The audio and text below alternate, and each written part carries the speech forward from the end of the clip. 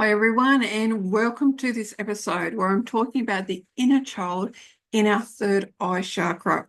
How this beautiful inner child that we have within us and our business has, how it's showing up. Now, in the third eye, we've actually got mental abilities. That is how well your brain is working. Now, there are times that we can get brain fog, or something may happen where our brain doesn't work as well as it could do. That's okay. Was there a time in your childhood when this happened? And what did you do to help resolve it? What can you do now? If you're struggling with some mental abilities, what can you do? And that might mean alternative therapies, natural therapies, or may even be seeing, specialists. Make sure you're looking after yourself and allow your inner child to help you. It is also our beautiful psychic abilities. We've got, all of us have those abilities, every single one of us, because it is in our nature. It is not something that is a gift. We all have them. Do you want to work with them? Or growing up, were you told that psychic abilities was wrong and, it was a work of the devil or things like that? Were you told that? So how can you show your inner child compassion? How can you give them love to let them know that everybody has psychic abilities? It is normal. It is a normal part of being a human being. And how can your inner child help you work on your psychic abilities? Does there need to be more joy, more laughter, more silence? Whatever it is, ask your inner child. And in here, we actually evaluate our beliefs and attitudes. Because it's our brain, we're going to switch on the logical. And that's okay, because we need logical as well. We can't just be all one-sided. We need both to come in. So how are you going to evaluate your attitudes and beliefs? And this is personally. Whatever is showing up, how are you going to evaluate them?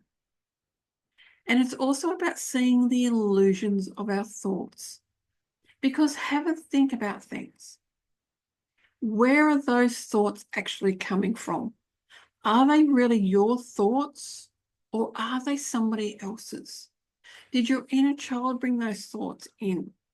Have they come from your parents? Have they come from teachers? Because most of the time, a lot of the thoughts are not ours at all.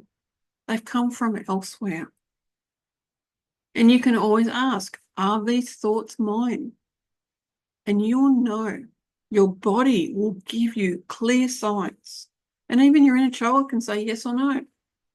It can do that. And of course, this is where we're even more intuitive, because we're working with the higher chakras. Our intuition comes in, and it comes in even stronger. And the intuition will come stronger when you've got an open mind. If your mind is closed, your intuition will still come through. You may not hear it though, or you may not, whatever your strongest ability is, you may not be able to hear your intuition. You may not be able to sense it. Because having that open mind is so powerful for your intuition. And of course, this is where all our abilities, so our clairaudience, our clairvoyance, our clairsentience, all those beautiful abilities come in. And it's also where creativity is as well. Because you're being intuitive, your creativity is even stronger, even more powerful.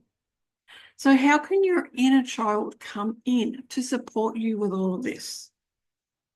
Now, in business, it's about boundaries again. Boundaries are everywhere, because it's something that a lot of us, and I will say this, a lot of us can actually learn how to do better, or even how to have boundaries in the first place. Because it's something we haven't been taught. We've never been taught boundaries. Some of you may have, and that's fantastic. Maybe it's something that you can teach others. And it's also about actioning the ideas. So think about the ideas you have.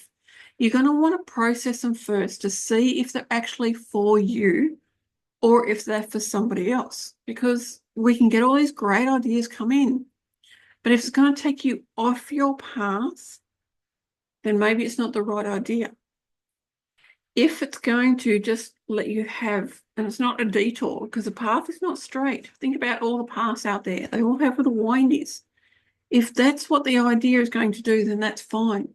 But if it's going to take you completely off your path, then that's not okay. And this is where it's about trusting your intuition. So when your intuition comes through, how are you going to trust it? Ask your inner child what you can do. And this is also where we learn how to put ourselves first, so that when we give from a flowing cup. We're not taking out of the cup, we're giving from an overflowing cup, because we always put ourselves first, and it's not selfish. I really dislike that word. Think about it. The more that you give to yourself, the more that you can then give to others. And your ideas, are they aligned with your values? Think about your values that you have. So when an idea comes, is it aligned to that value? That's another good way to know whether the idea is for you or not. And again, it's about trusting yourself. How can you trust yourself as a business person?